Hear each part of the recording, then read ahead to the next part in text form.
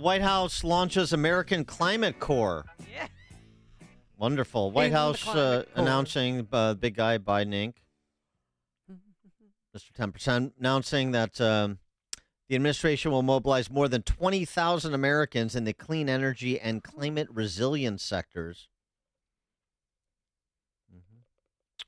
We're going to train young people in clean energy, conservation, and climate resilience-related skills, like how to run for their lives. Streamline pathways into civil service. Wonderful. More bureaucrats. 20,000 more bureaucrats. This is hearkening back, according to them, to FDR's Civilian Conservation Corps that put millions to work repairing America's infrastructure. This is building back better. More people on the federal payroll, just as we passed $33 trillion in debt and are having our little performative spat about funding the government. For more on all this, pleased to be joined by Steve Moore, economist, author of Govzilla. Steve, thanks for joining us. Appreciate it. Good morning, Dan. Are you making that up? I had not heard that story. The Climate Corps? No, I'm not this making is it real. up. 20,000. We got to come up with a color, a theme. Is this going to be a new government program, or is it all private? Or all private? No. You can't leave something this important up to the private sector. Well, this is absurd. They're going to create warriors for, and basically they're going to be lobbyists. Is what they are. They're going to be lobbying for more and more government programs. But there is good news, by the way, on the other side of the pond on this climate change craziness. I don't know if you saw that. The Prime Minister, Sunak, is basically saying, "Well, sorry, we're not doing net zero," and he announced this at the at this big UN meeting. And my God, I mean, people were fainting in the halls and hyperventilating. And he said, "Look, our top priority right now is to rebuild our economy." What a concept! And so it's sad that you got some sensibility now in London.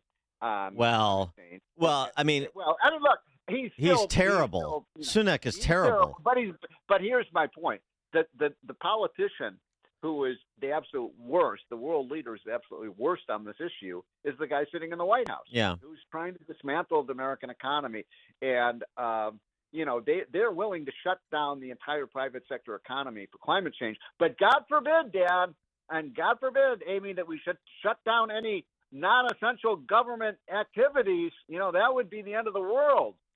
Well, it was interesting to see Zelensky singing for his supper the other day before the UN General Assembly, going on this tangent about climate change too, really clearly trying to suck up to Biden in the West. That's the biggest worry Ukraine has right now, is climate change. I mean, look, this stuff, I've said this many times on your show. I'll say it again because it's more true now than ever. Climate change is not a science. It is a cult, folks. It is a cult. And the green movement isn't about the environment. It's about money. This is all about hundreds and hundreds of billions of dollars of money. People are getting rich on the climate change craziness. Well, yeah, and they're hiring jobs. I mean, they're hiring people, too, to the tune of 20,000 for this climate group. Yeah. I mean, only 20,000. It should be 200,000. It should be 2 million people out there getting a government check to spread the gospel of climate change. We need a whole of society approach. One of my favorite phrases. I mentioned this, but just your take on it. This unnecessary public spat between McCarthy and some Freedom Caucus types like Matt Gaetz over the phony budget showdown, government shutdown business. I mean, why do Republicans always play this the same way when they have a divided government and a divided party within that divided government? It's so the messaging on this has been terrible. So Dan, okay, I take your point, but okay, so you're the Speaker of the House. You are, for a day, you are Kevin McCarthy. What do you do? Here's what I do. I'm so glad you asked, because I just had this conversation with I walked into that, Amy, didn't I? No, I want to hear this. Well, okay, so I had this back and forth with the Republican National Committeeman from Illinois yesterday, and it was I'm all ears, Dan. The whole country is waiting. So here's what you do. You go to the free. I mean, just like we talk about to the public, you have to make an argument. So you go to Matt Gaetz and any of the other more intransigent members of the Freedom Caucus who say, look, let's not do this publicly, you and me, or internally in the House GOP caucus. Right. We have a common foil, and yes, it's Biden. It's also McConnell. So the message is this: look, we in the House Republican caucus, we just passed $33 trillion in debt. We want to reduce the size and scope and burdens that government imposes on you. We want to cut spending. That's why we want to do single subject. We want to go sector by sector. But we can't do it. You have to realize we have spendthrifts in the Senate, including Republicans. And we have a small majority in the House. And by the way, suburban residents around major metropolitan areas in particular, please listen up. When you send people like Sean Casten to the House, that makes it more difficult for us to rein in runaway spending and runaway government. So this is okay. So this my point is to say you turn this on McConnell being a rubber stamp. You turn this on the voters saying, look, this is an opportunity for the House Republicans to come together and say, look, this is why we need a bigger majority. This is why you have to elect conservatives to the United States Senate. And then we can do these things. But otherwise now, Matt Gaetz, stop preening before the cameras and pursuing your self-interest at the expense of the caucus. And let's just do this. We will all win if we focus our ire on McConnell and we challenge the voters to do better. Okay, look, Dan, let me respond to that. First of all, I mean, I partially agree with you. Number one, what the Republicans look, you're right. They have a very, very razor-thin margin in the House. They don't have the Senate. They don't have the White House. So they can't drive this outcome, right? They just can't. And that's the reality. And but they can drive the understanding about the outcome. I agree with that. And so they need to have a public, very public campaign that is basically informing and educating the American people that this is a damn crisis that we have. This is as serious as a heart attack. What's going on in Washington? $33 trillion of debt. We're going to add another $2 trillion this year. It is going through the roof. It's raising interest rates. The biggest, Amy, the biggest single fastest growing expenditure in the federal budget. You know what that is? It's interest on the debt. In other words, we don't even get any government services for this. We're just paying for all the borrowing we've done before, and have a public campaign to say, look, we can't stop Joe Biden. We can't stop, Chucky Schumer. You blame McConnell, but Schumer is, Well, yes, of course, Schumer, right, of course. And you have to just tell people we're against all this spending, but we can't drive the process. We're going to pass as a responsible budget as we can out of the House.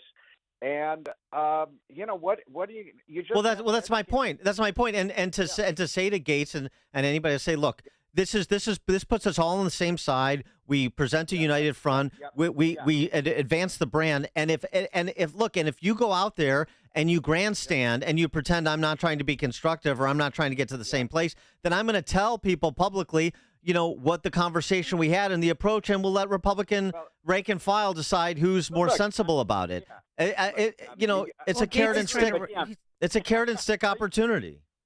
I know. And look, you're accusing of Matt Gaetz and others politicians of grandstanding. He's going to run for governor of Florida, right? Well, who knows? But my point is, this is a real catastrophe that's going on, folks. I understand. And pay attention, right?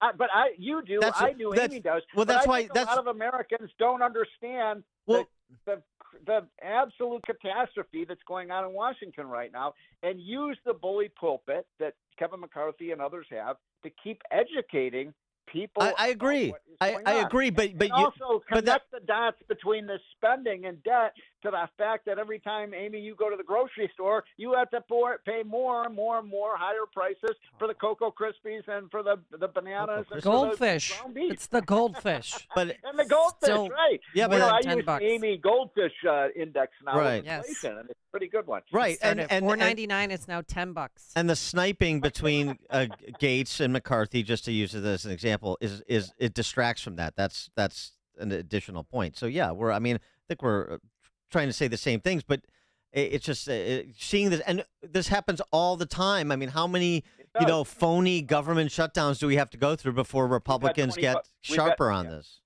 Well, we've had 25 government shutdowns in the last 40 years, and it hasn't been the end of the world. But every single one of those, if my math is right, has been blamed on the Republicans. Right, of course. Can you think of a single government shutdown where the Democrats were blamed? There hasn't been. I don't So, think. Right, because With Reagan alone. Because the leftists are all of a sudden fiscal conservatives who are worried about a credit rating downgrade. I mean, it's a joke. I know. Yeah, no, it is a real and look, the presidential candidates need to make this an issue as well. And look, Donald Trump, somebody I'm working for and I worked for in 2016. He liked to spend money. I mean, he did. Guys like to spend money. We need institutional restraints or we're going to end up like Chicago. We're going to end up like Illinois. And he's not going to do the debate again next week, correct?